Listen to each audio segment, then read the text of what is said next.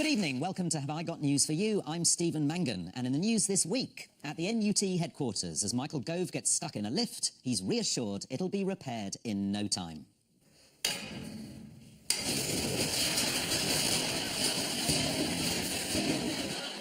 Secret footage shows the truth about how Lidl make their salad.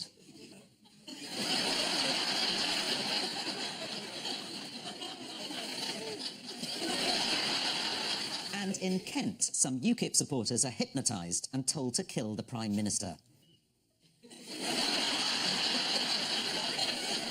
That's a bit rich. On Paul's team tonight is the leader of UKIP, who was recently interviewed in his Mayfair office by Alistair Campbell, thus giving the sniper across the street with one bullet a terrible dilemma. Please welcome Nigel Farage. Thank you. And with Ian tonight, bringing our percentage of women on the show to well above that of the coalition cabinet, it's comedian Roisin Conaty.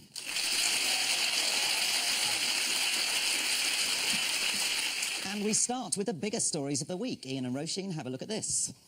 Oh, it's Maria Miller. She's gone, going into a house, not hers. Oh, she's changed her outfit. Oh, there's another house. That's probably hers. Oh, and it's a duck house. That's where she put her parents to live. No, he doesn't think that's funny either. She's resigned. She's resigned. She's gone. She said it was because she'd brought in gay marriage and the evil press were out to get her. But, you know, that's unfair, because, yeah, we were. But she did actually threaten the Telegraph when they brought it up. One of her assistants said, "My boss is in charge of Leveson and press behaviour." The reason she went is the public are furious. They've had enough of MPs claiming expenses, and it's very damaging for everyone, isn't it, Nigel? Nigel, what do you think about her resigning? On the basis she doesn't even know where she lives, I wouldn't have thought she's fit to be in the cabinet, would you? So I'd say good riddance, frankly. I think it's absolutely disgusting, all these elected politicians using all these expenses to better themselves. It's disgraceful, isn't it, Ian?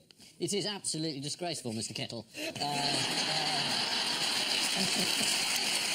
So why was Cameron so reluctant to get rid of her? He didn't want to look weak.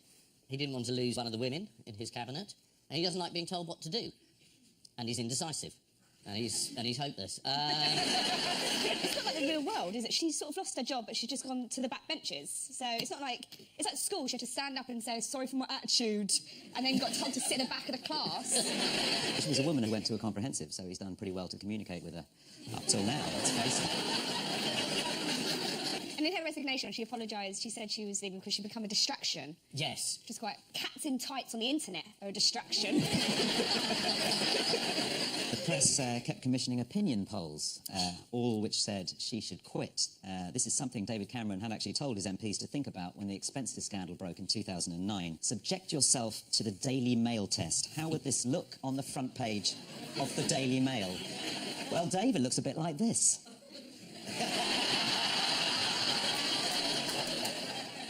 And Sky News weren't to be left out. They conducted its very own scientific survey of MPs. Did you see this? 2 people think she should be sacked, 1 thinks no, 13 no comments. It's not a very big poll, is it? No. It's barely a quiz. Is that a PLO scarf she's wearing? It is, actually, yeah. Who's replaced Maria Miller? Sajid Javid. That's what you That's said. it. And he's completely different. He used to work for a merchant bank.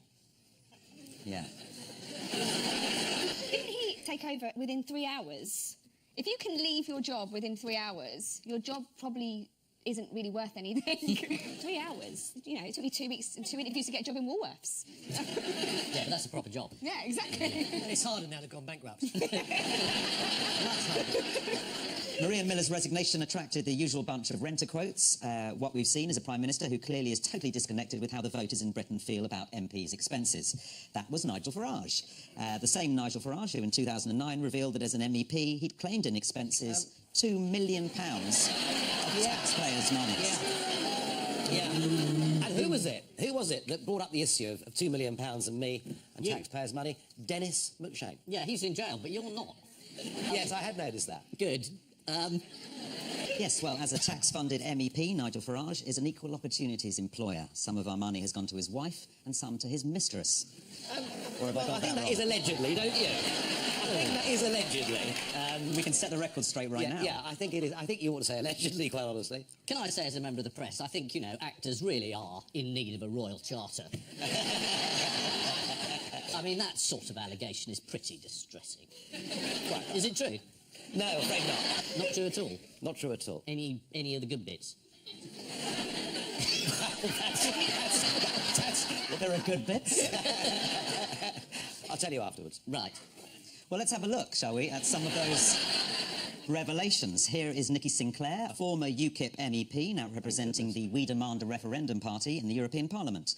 Take a close look at the reaction of the translator in the bottom left corner of the screen. Does Mr Farage think it's a fair use of taxpayers' money, namely his secretarial allowance, not only to employ his wife Kirsten, but his former mistress Annabel Fuller? Is this a responsible use of taxpayers' money, Mr Farage? Well, I would just say this to you, Chairman. This is somebody who hid under the cloak of parliamentary privilege to make those comments, and when asked to repeat them publicly, refused to do so. Quite funny, though.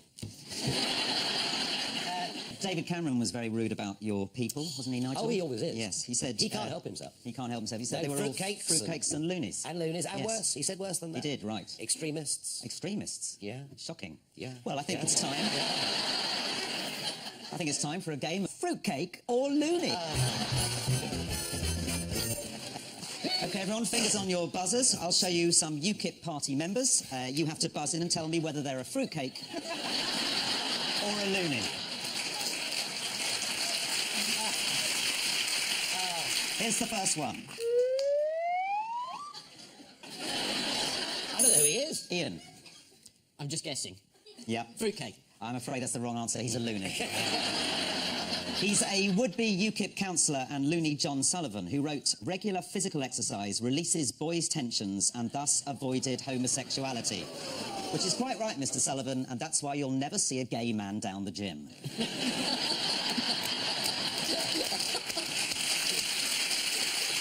Fingers on buzzers, here's your next one. Nigel Farage, UKIP party.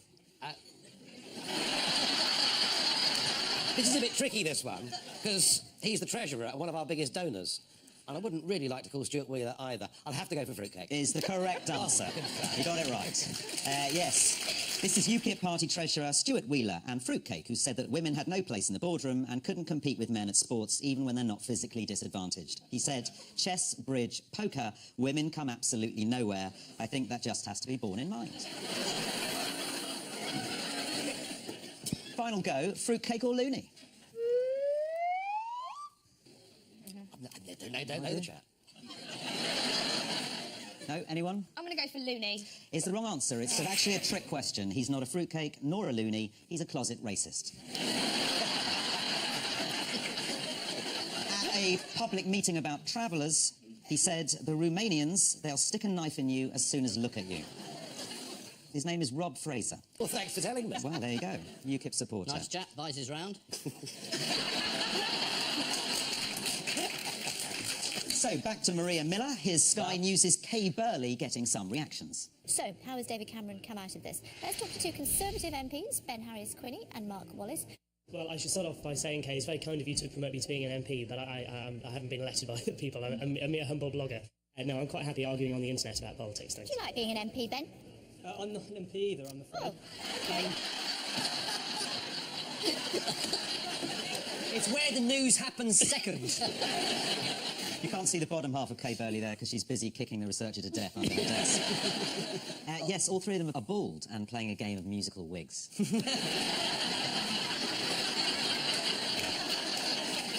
This is the resignation of Maria Miller, the Minister for Culture. Accepting Maria Miller's resignation, David Cameron praised her achievements, including the fact that thanks to her, many more people are now able to access super-fast broadband, thus helping 180,000 of them to sign an online petition calling for her to quit. The only person to deliver a less credible apology this week was Oscar Pistorius. Her replacement, Sajid Javid, is a rising star at the Treasury, whose background as a former vice president at Chase Manhattan Bank and then head of Deutsche Bank's global credit trading, structured finance and securitisation in Asia makes him the perfect choice for Culture Secretary. Paul and Nigel, take a look at this. Oh, yes, this is New Zealand. This is the Duke and Duchess of Cambridge. And... Oh, What's he want to do with that? I don't know. A bit disturbing, isn't it is it? a little bit. Is that the new baby? It is, I think. The future King Future George. King George. Yeah. And there's a piece in the paper how much he looked like his father, which was considered newsworthy. So he's they've been to New Zealand and... Good news for the royal family. Good news for the royal family. It's nice, isn't it? It's good. It's good. Bit of an exclusive, I think. A scoop. I think what the Prince picked up was, in fact, a poisoned dart. Is that right? Or Oh, I not? don't know. But it's part of a ritual to prove that he's friend rather than foe. I think that's right. And he had to maintain eye contact throughout. Yes, and Although not- those tattooed buttocks might have been a bit of a distraction, I'm not sure. Were they distracting for you, Nigel? No, not personally. We are, Ian, as you know, we're a very liberal-minded party. Absolutely. I was going to suggest there's a gym nearby. But...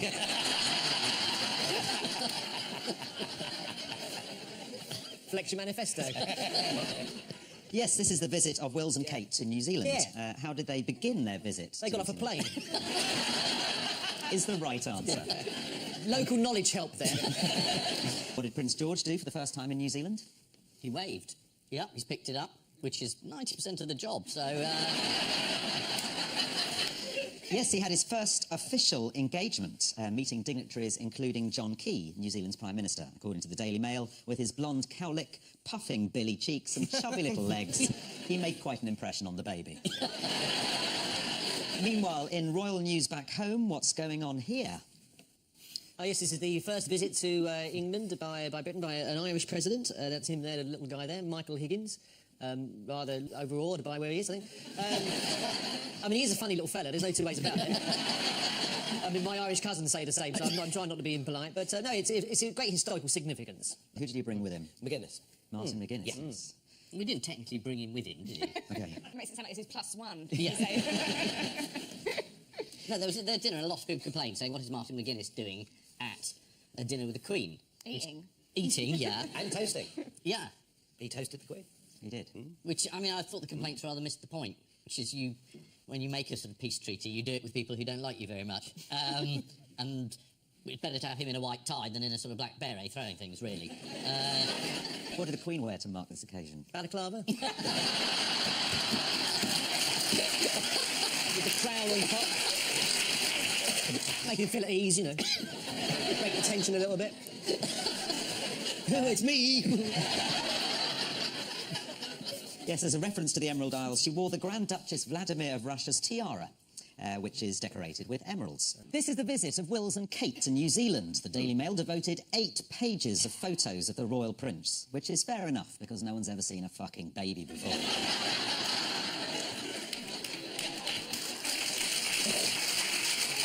Back in the UK, the Queen hosted a state visit for the Irish president. Controversially, they were joined at Windsor Castle by former IRA commander Martin McGuinness for a sumptuous banquet, though the choice of dessert was perhaps a little insensitive. Vanilla ice cream bomb. And so, to round 2, the one-armed bandit of news. Hooray! Fingers on Buzz's team, here's the first one.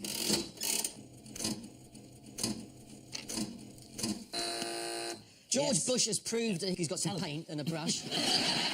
And, yeah, that's not too bad, I suppose. That's Tony Blair, I think. He's sort of... Yeah, Is it? I thought it was Putin. I think he does the one face, to be honest. I think Putin... That is Putin with hair. So it's George Bush. He's become a painter. Now we know what he did with all that oil. Yeah, exactly.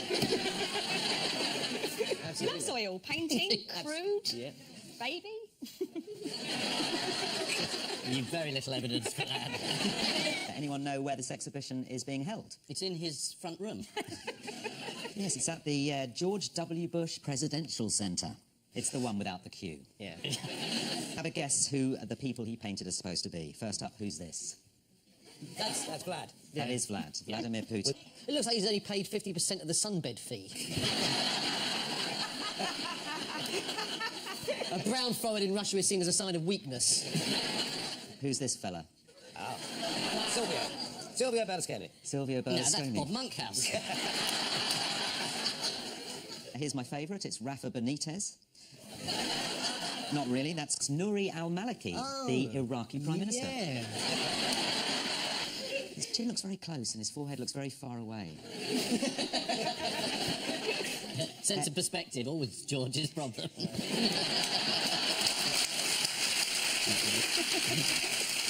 Sad. Johnson and Blair, they're still sort of on the world stage, and he's just painting people he used to know. Imagine him putting them all on chairs and sort of chatting to them. Where might his pictures find a permanent home? Landfill. They might end up in the Museum of Bad Art in Massachusetts. Let's have a look at some of the exhibits. This is the Mona Lisa. And here's one of the Obamas. Nigel, have you had your portrait done? No. How would you describe your look? Ragged. Ragged? Anyone else have a view on how Nigel looks? Swivel-eyed? Well, I think Defence Minister Anna Soubry described you best, Nigel, when she told viewers of Andrew Marr's programme. I always think he looks like somebody has put their finger up his bottom, and he really rather likes it. Wow. That's what we expect.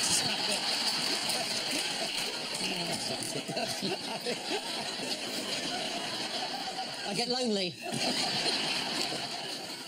These are the paintings by former President George W. Bush. His paintings were described as cautious and vacant by one art critic, as naive and dreary by another, but as magnificent masterpieces worthy of Michelangelo by Tony Blair. Here's George Bush's portrait of Tony Blair. To be fair, it is quite a good likeness. The lies follow you round the room. Fingers on buzzers, teams. Here's the next one. This is the most powerful number, 7. Is that right? They did a survey. I must have read this somewhere. They have. They've done a survey, and 7 is the world's favourite number. Ah, favourite number. Yes. Alex Bellos asked 44,000 people to submit their favourite number, and 7 proved the most popular. He describes it as the loner, the outsider, the Nigel Farage of the number one. Shall we go through the top 10 world's favourite numbers? Yes. Yeah. What's at number 1? Number 10, sorry. So, number 10, what do you think? Number 9's number 10. No. Number 8's number 10. No. Number 10's number 10. No. Number 1. No. No, all numbers are available. Oh, 128. No, at number 10, the 10th most popular number is, in fact, 11. At 9... It's 10. No. 40. No. 21. No. 100. At number 9 is the number 2. 2. The most popular number in 8th position is 6. At 7, the 7th most popular number is 9, and the 6th most popular number is 13. OK, here's the top 5. This is going to be on Channel 4 for a whole evening. There'll be some talking heads in a minute. What do you think of 6? Yeah, love it. I've always liked 5 because it's a working class number. That's what I like about 5. Well, I think that 3, F and E. I mean, when I was first growing up, I thought 3 was a magnificent. I've started auditioning. Sorry. Where am I? But let's firstly complete the top 5. Yeah, At number 5 is 5. Yeah, And brilliant. number 4 is 4. Yes. And number 3 is 8. Oh. At number 2... 1. is 3. 3. The magic number, and of course, 7 is the top one at number 1. But the study did ask people to describe the numbers between 1 and 10. 2 was thought to be cautious, wise, fragile, and sympathetic. How do you think 3 was described? Nostalgic, sexy, unreliable. 3 is pretentious. Oh, God. 4, according to the people who responded to the survey, is laid back and a rogue. Yeah, this is absolute bollocks, isn't it? Nigel Farage. Nigel, you were once given a can of 7-Up by your I UKIP was. pals I remember in that now. Brussels. Yes. Why was that? I've forgotten the reason. Oh, well, luckily I do know. Oh, really? Well, according Funny to that. former Deputy Party leader Mike Natras, is that how you say it? Natras? I'm trying to forget, but go on. Yes. It was allegedly a prize for bedding a Latvian woman 7 times in one night. That definitely is not true. I promise you. This is a study which found that the most popular favourite number is 7. According to the survey, the lowest number not chosen as lucky by anyone was 110. So perhaps 110 should try harder next time. It needs to give, I don't know, a certain amount of % more effort. Time now for the odd one out round. One between you this week, your 4 are gay marriage, sheep, Alan Titchmarsh, and Noah. Well, I think that given that UKIP is the butt of virtually every joke this evening, Oh, there that's has to be... unfair. Only in this studio. There you go. Gay marriage. Do you remember all those gales that we had and all the rain and everything? I mean, it was bad weather. And I'm not saying that I agree with him, but the UKIP chap said that if we had gay marriage, we would get terrible weather events of biblical proportions. Yeah. Meaning floods. Alan Titchmarsh was involved in a big row because people are digging up their lawns and building, you know, terraces and patios, and there was a big debate as to whether that was contributing towards floods or not. And the sheep thing was in Wales, but it always is with sheep, isn't it? And there's a chap who writes for The Guardian called George Monbiot, and he says that sheep grazing all the hills and compacting all the soil have led to floods. And Noah, of course, built a boat to avoid floods. So Noah's the odd one out, because the others have all predicted how floods would come about, and Noah sailed away on a flood. Is the right answer, yes. Certainly. Well done. Yeah. I knew I had to be. Yes, they've all been blamed for the flooding, apart from Noah, who wasn't. Having been spared from the floods due to his lack of wickedness, what did Noah do once the ark had landed? He got drunk. He did. And he was punished by, much later, a film being made. With Russell Crowe playing him. With a sort of Irish Hebrew accent. Oh, go on, give us a flavour of it. Where are those two elephants gone now? That's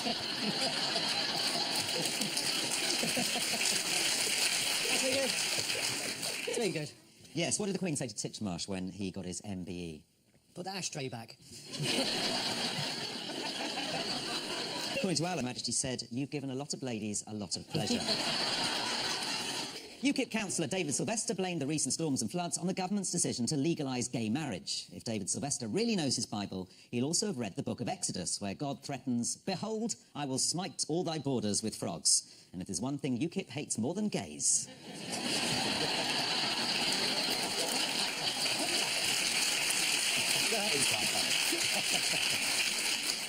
Time now for the Missing Words round, which this week features as its guest publication, Norfolk on My Mind. It's at the same time both free and overpriced. We start with, whenever we have friends to stay in our cliff-top house in Cromer, the reaction is always the same. What? Have you ever thought of tossing yourself off?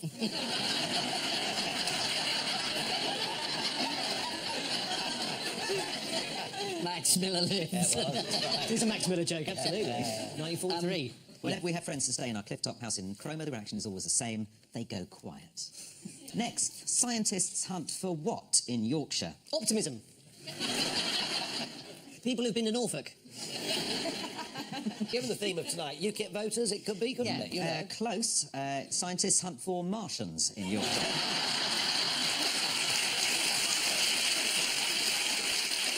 Scientists are searching for microbes in Yorkshire, which they believe could show humans are descended from Martian life forms. Next, court typist fired after repeatedly writing what?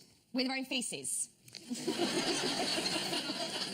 The answer is court typist fired after repeatedly writing, "I hate my job." And finally, I got bees to sting my scrotum and lips. What? And now I can't put my trousers on or pronounce the letter W. I got bees to sting my scrotum and lips to see where it hurt the most. This is Michael Smith's postgraduate study in which he deliberately provoked bees to sting him all over his body. He said, if you're stung in the nose and the penis, you're going to want more stings to the penis over the nose if you're forced to choose. No one's forcing you, you weirdo. So the final scores are Nigel and Paul have 6 points, but sneaking up and winning is Roisin and Ian with 7 points.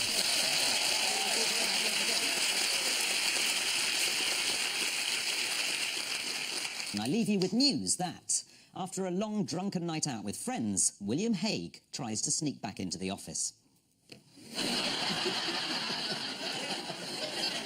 In Westminster, as part of their induction course, the new batch of Conservative interns are sent to find out how ordinary people travel to work.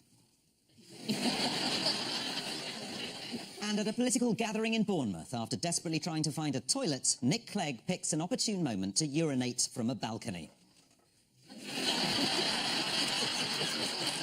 Good night.